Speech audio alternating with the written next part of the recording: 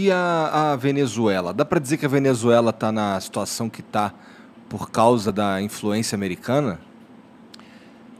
Olha, eu morei na Venezuela em 2001. Ah. Eu terminei o colegial e queria, enfim, fazer outra coisa e morei um tempo na Venezuela e que foram os primeiros anos de Chávez, né? O Chávez ganhou em 98, assumiu em 99 e todos os meus amigos eram chavistas, porque o Chávez era o Zelensky na Ucrânia, um cara totalmente, assim, fora da elite política. Ele tinha dado um golpe de Estado em 92, fracassou, ficou preso.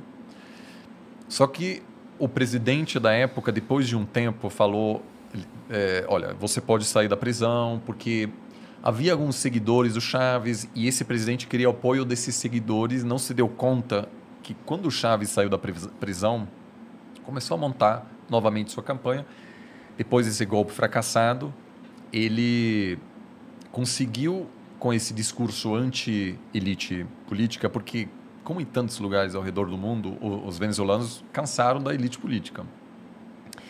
E aí, na eleição, em 98, um dos principais partidos teve a grande sacada de nomear como candidata uma Miss Universo.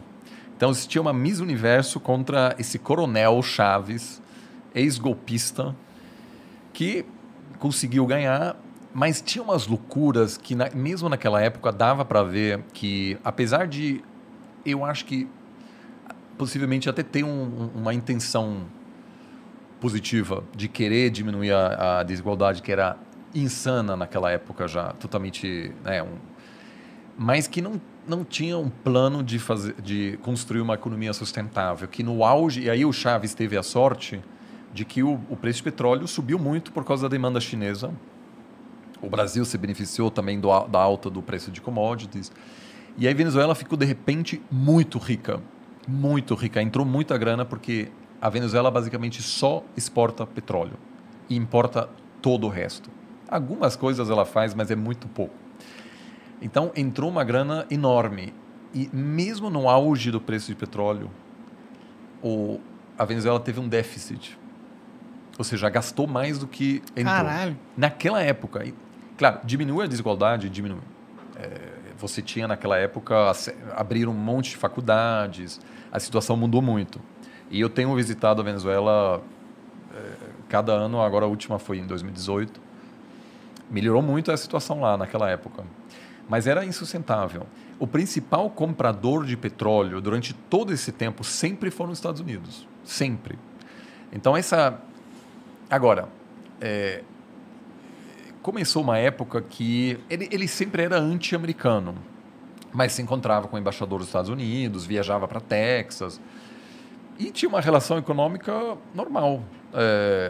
Até recentemente, a Venezuela começou a piorar muito em função dessa política econômica insustentável, gastos muito assim, mas você começou a ter uma inflação incrível, as pessoas carregando uma bolsa cheia de dinheiro, uma dolarização, porque faz bastante tempo que se você compra carro na Venezuela só em dólar, porque a moeda simplesmente perde valor tão rapidamente.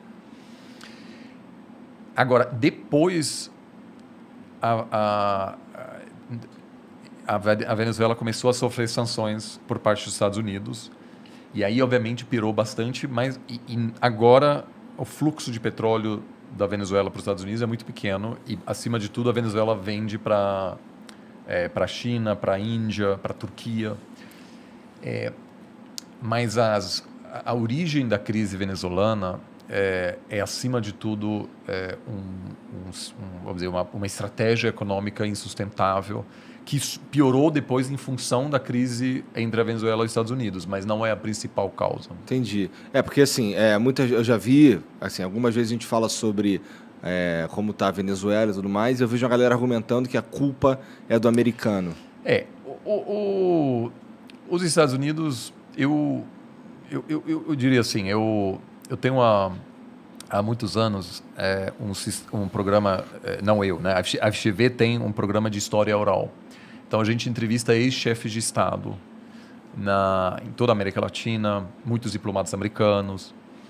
E a gente sempre entrevista eles uma vez que eles estão aposentados e quando eles não querem mais voltar à arena política. Porque se você ainda tem desejo de ser político, você nunca vai falar dos os erros cometidos, etc. Sim. Então, muitos desses caras a gente entrevista pouco tempo antes de morrer, mas ainda com lucidez.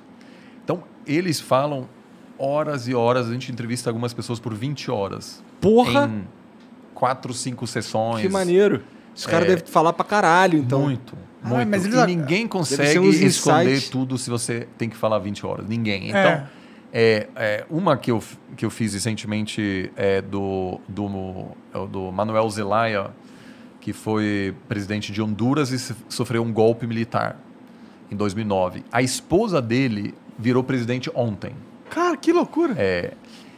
E eu sentei com ele e ele me contou toda a história. E por que eu estou contando isso?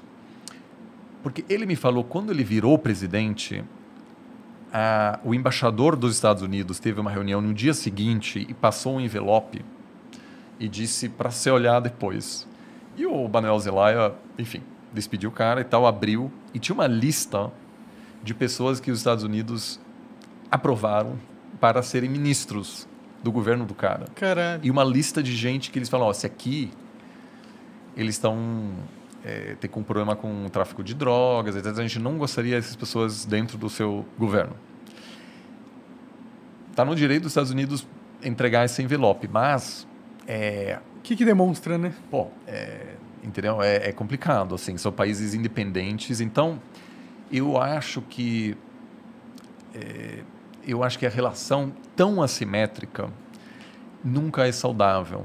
Assimétrica de um país extremamente poderoso e os países mais frágeis... Vai ser abusivo, né? Sempre. Assim, eu acho que a situação não é mais a mesma durante a Guerra Fria, onde havia um planejamento ativo de derrubar governos anti-americanos, etc.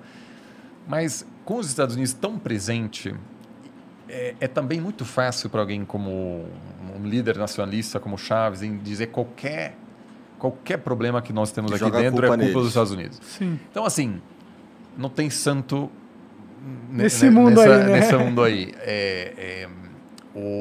A influência enorme, a elite política venezuelana é muito envolvida politicamente nos Estados Unidos, então a elite em geral vai por dentista em Miami, é muito perto, todos os filhos estudam nos Estados Unidos, então é uma relação difícil.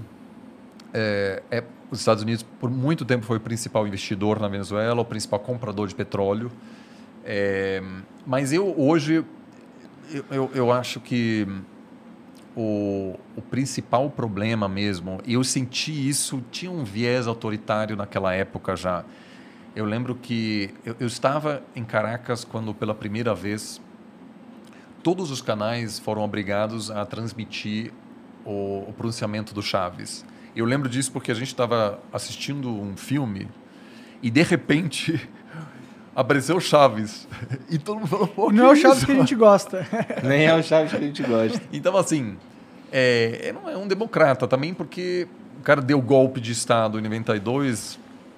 Pode até ele ganhar uma eleição, mas havia bastante clareza de que aquilo era um projeto autoritário a longo prazo.